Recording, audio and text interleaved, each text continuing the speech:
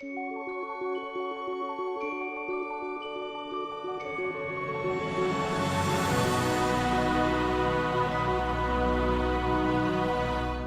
time I start a startup, it will start with a letter M or N.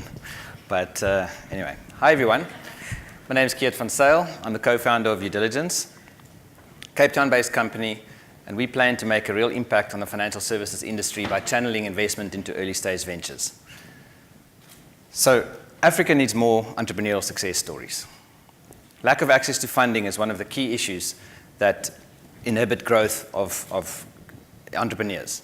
But the problem is, access to information may be the real reason why these deals don't happen. Our ecosystems are still fragmented, they're still developing, they're very small, but that also means that entrepreneurs and investors don't necessarily have the experience in deal making to close the deals. Investors don't get the information that they need to do proper due diligence. Entrepreneurs chase investors for deals that never close. Ultimately, this leads to more failed startups, perpetuating the problem of deals not closing. Part of the solution is a web-based platform that automates the initial due diligence process. For investors, that will save time. It will also help them analyze gaps, and more importantly, help them channel their investment into a milestone-based approach. For entrepreneurs, the due diligence process is very daunting. Many first-time entrepreneurs have never gone through it, so facing a due diligence is a bit of an issue. So this tool of ours will help coach and prepare entrepreneurs to better increase their chance of success. So ultimately, it counters inexperience in the DD process. If investors and entrepreneurs can come together in a more meaningful way, we'll close more deals and we'll get more African entrepreneurial success stories. So how does the product work? It's a web-based questionnaire, about 350 weighted and crafted questions. It ultimately develops a gap analysis, interactive dashboard, company valuation gets done to give valuation ranges, and ultimately is an updated due diligence checklist that updates as one answers questions over time. You can go back and back. For investors, there's also portfolio analytics, so you can go in and dashboard your companies benchmark them against each other, and also see if any of your interventions that you sit on the board, influence strategy, actually have an impact over time, because you can go back and track it with timestamps. Ultimately, we provide document templates to facilitate the data rooms, and we also integrated with many professional partners for virtual data room, credit checks, leadership assessments, and so forth. So ultimately, the dashboard, as I said, is a questionnaire. Company fills it in. It then spits out a gap analysis and a heat map for investors and the company themselves to see where their key issues are. Company could, and what usually takes an investor 3 meetings and a couple of days analysis, they can look in 60 seconds and say, right, this company has 4 full-time employees, it's got 20 million rand revenue, it's in this type of industry, this growth stage, this is the valuation range. But more importantly, this particular company is good in financial management, operations, and governance, particularly bad in marketing and sales. And then you can drill down, why is it bad in marketing and sales? This particular company has an issue with customer conversion rates. So you fast-track the process and focus on the real issues in the conversation. You can generate the report, so once an entrepreneur is happy, they can print out a report, send it to an investor, or just use it for goal setting. Entrepreneurs don't fail because they're bad at what they do.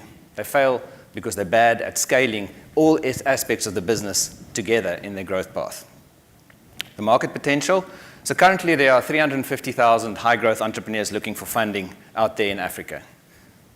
The problem is 99% of them are wasting their time. They should actually go and focus on getting clients to be revenue funded. 5,000 entrepreneurship support providers and investors are looking for these entrepreneurs. Most deals get done in network.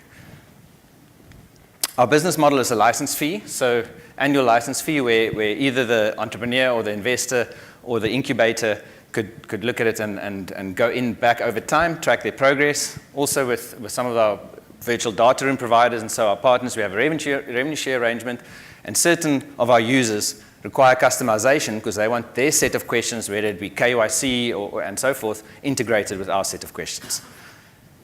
So far, we're very proud of what we've done. We've launched a few months ago. We've done over 120 due diligence assessments on our beta product, and we've got 320,000 Rand of revenue so far. Key clients include South African Government's Technology Innovation Agency, Microsoft, and Stone Tree Consulting. Due diligence is a spin-out of a local VC company called Knife Capital.